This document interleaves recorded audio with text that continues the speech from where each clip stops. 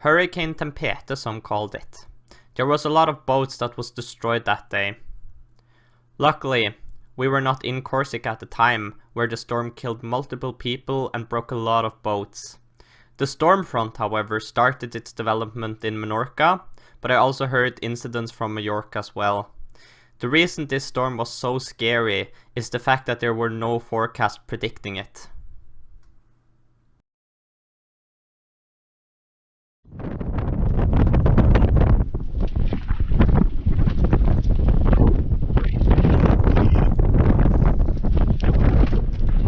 Oh, it's blowing crazy right now. We're in this lagoon, and yeah, you cannot see. The thing is just flying up and down. This roof is flying up and down.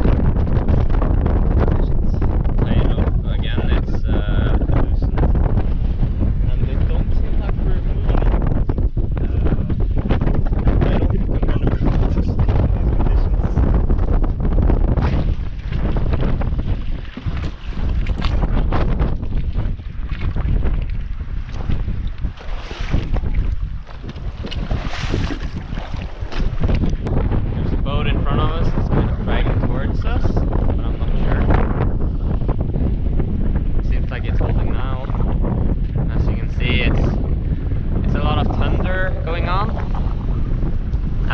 Above us is,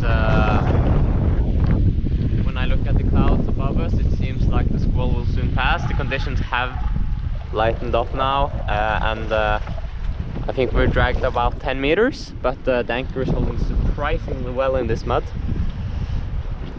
And I don't know if you can see shit because it's really dark, but my night vision, I can see everything, and it's just flickering with lighting all the time, so you can basically see totally fine. But it seems like all the thunder is behind us, and right now the wind just totally died.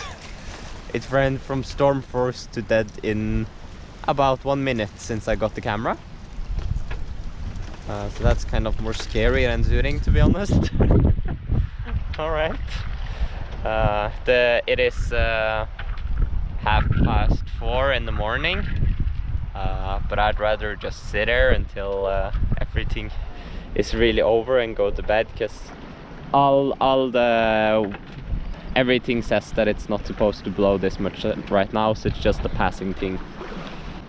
Alright, I got my VHF on channel 16 just to hear if something. Could probably not help out anyone right now. I'm in my own situation, but just wanted to hear if there's something going on. Alright, I'm gonna sit there for 5 more minutes, and if nothing happens, I'll just go back to bed.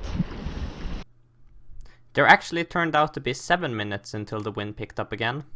It didn't only pick up, the winds outside went from none to hurricane force in only some seconds. I was watching the GPS from bed when I noticed we dragged, and we dragged fast. I jumped out of bed, turned on the engine, yelled, "We're dragging!" and ran upstairs to try to manage the boat. The boys were on standby, waiting to help. That's when Colin took out his phone and filmed this.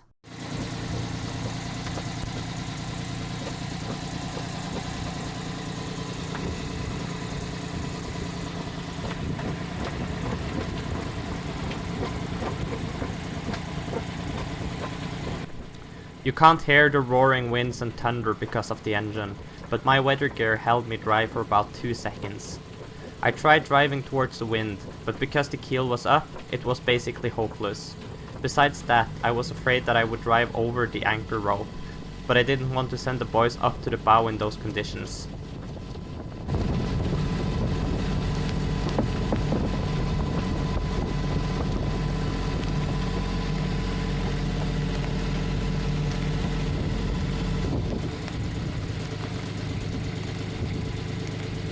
This is the moment I realized we were in the mud, because I could no longer turn the tiller. So the wind just really fucking picked up again. I wasn't able to film, but the reason why it died down was because we were in the eye of the storm. And then I don't have a wind measurement, but I think that was hurricane force winds. We had 80 meters of, 40 meters of rope out. in 2 meters of water with really good fastening abilities, and still we dragged like really, and we tried motoring against the wind, but because the keel was down we couldn't get upwind, and then eventually I tried like backing away from the stones and stuff, no, from the mountains, because you could see 10 meters, but when the lightning struck you could see the mountains, and was like crazy, like the boat was heeling 30 degrees even though we didn't have any sails up, and we're still in the storm, but it's not hurricane force anymore. It's probably slowing down from storm to gale, hopefully. But now we are on the mud, so we basically blew on land. So right now we're on land. That's a problem for tomorrow. Now we're sitting still. So yeah. It's going better now. Yeah. How do you feel about the situation, Christopher? Oh, a stressful waking, but I mean we're good. Yeah. What's the time now? At like 4 Yeah. in the middle of the night. Yep. And there's no way I'm going back to bed. I'm not going to sleep after this. I'm probably gonna get to sleep. I just need 5 minutes of calm and then I'll be able to sleep. Oh. And We'll see if the storm dies down. yeah, and yesterday Colin tried drying all his clothes because we weren't used to it raining. And I went outside with my rainwear and stuff, and after 2 minutes I was thoroughly soaked. And this is rainwear I use in Norwegian weather, where it's raining a lot, all the time. But that was something completely different. That's like liters just running down on you. It's like someone standing there with a bucket and pouring over you. Oh, it sounds like it's really calming down now.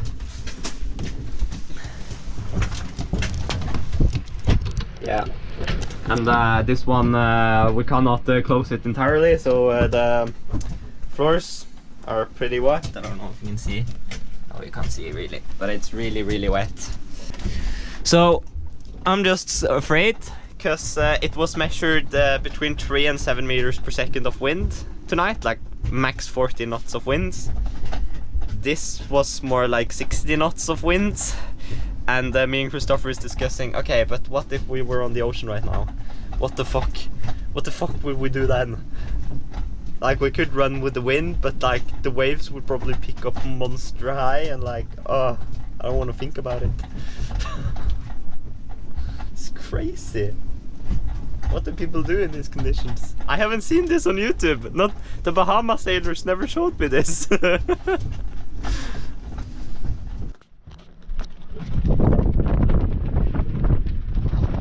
morning.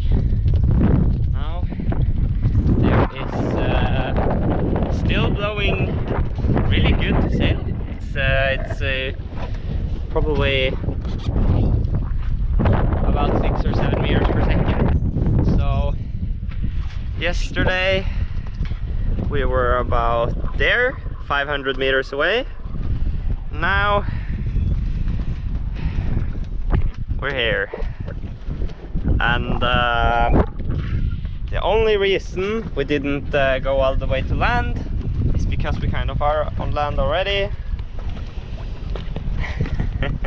So I don't know if you can see. There's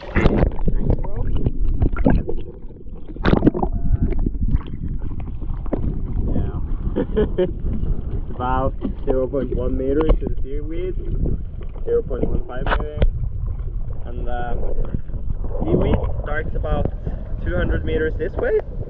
So it's gonna be interesting trying to get back out of here. Also have to show you. Yeah, there's land there. So we're really lucky that we dragged in between here. And I guess that's from our keel. You can see the line going through the grass there. Show you the water.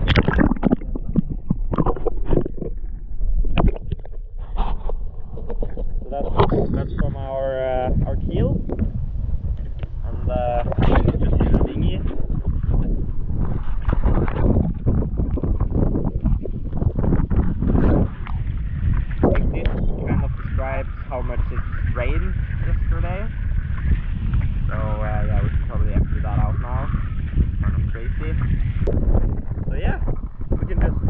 to land from the boat. Pretty cool, pretty cool. I asked the other Norwegian sailors out there, and they said there was multiple Norwegians on Menorca, which like, yeah, the storm started there, and crazy, we crashed into each other, people dragged anchor, but we don't have anything damaged. I think everything went totally fine. Or this one probably got a little blown out, this one fell down while I was steering, but except that, it's like, we haven't really taken any damage, as long as we can get the boat out of here. So, the anchor is holding very good, especially in a hurricane. This is really good. I'm actually kind of afraid now that the anchor is messed up or something.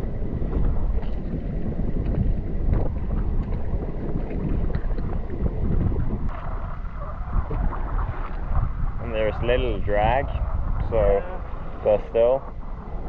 I feel like I see something. I don't know, maybe. See the anchor? I think maybe. Yeah. Yeah. Look at that. So we're getting ready to leave. We're just put up the anchor. It went okay. Marius had to jump out into the water to loosen some knots and stuff. Now it's up, and now we just have to get out where we're stuck. So Marius is planning on trying to trace those trails which we came in and see if we will glide out. Hopefully it will work.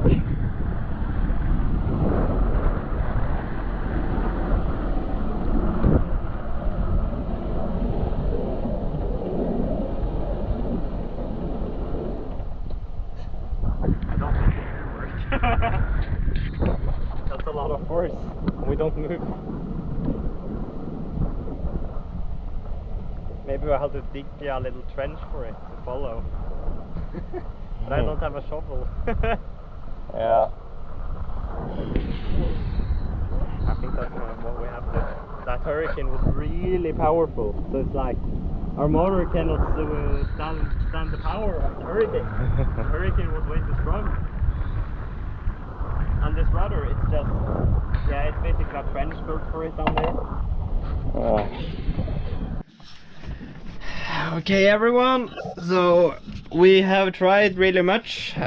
Wish I filmed some, but me and Christopher was out in back of the boat and digging mud with our hands and our oars and trying to get it off. And we've driven the motor really hard, and to nothing works. We have 27 horses of just pure power going backwards, nothing. And I've actually walked like from here and around here and here and here and all around the boat, and it's basically the same height everywhere, and we don't have enough force to push us out. It is high tide, but the Mets basically don't have high tide, so it don't really matter. We have called the Coast Guard, and they're like, we don't have boat for you because it's so shallow here. I also broke the oar digging with it. That's my fault. I'm stupid. So we're stuck here. There is in this marina over here, there are people with like smaller dinghy boats driving around, and they could maybe help us tomorrow. So we hope to get some help tomorrow. And we're also gonna brainstorm a little. It is about, I would say,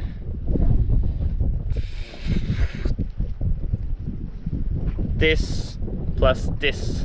Like basically my entire head of mud that is covering the little keel that's down and the rudder. Yeah, I showed you earlier, but I can show you again. It's not deeper than it has to be. And we're trying to get into the trench where we dragged, but it seems hurricanes are stronger than our engine. So yeah, if you're ever going to get stranded, don't do it in a hurricane. do it instead in like a storm or something calmer. Because a hurricane will probably get you more stranded than you can get out of with the engine. And I can also, yeah, it's totally stuck now. So, muy buen. Colin's plane were leaving that day, so we had to send him walking ashore, and he hitchhiked his way to the bus station. Me and Christopher ended up taking a walk around the beautiful island, clearing our heads and trying to come up with a way of freeing the boat. The local coast guard had instructed us that they could not help because of how shallow the area was. They referred us to a local boat rescue service. We ended up talking to them, and they promised they could help. I decided to ask what the price would be, and I was sent a quote for over 11,000 euros. I had to call the guy up just to ask if he was serious. In short, we were on our own.